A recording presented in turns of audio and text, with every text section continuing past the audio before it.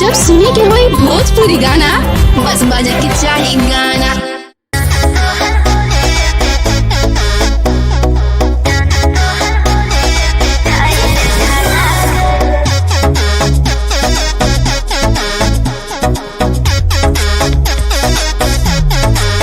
ए अब रखत नहीं जाए के बाद लेट होता। क्या इतना हबड़ाए रहते हैं?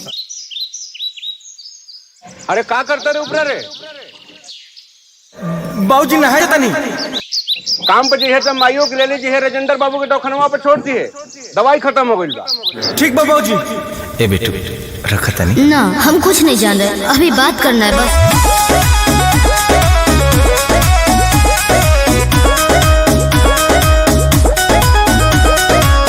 होखता लेट बेटू जाए के बा काम पो, छोड़े के बा माई के दवाई के दुकान पो। होखता लेट बेटू जाए के बा काम पो, छोड़े के बा माई के दवाई के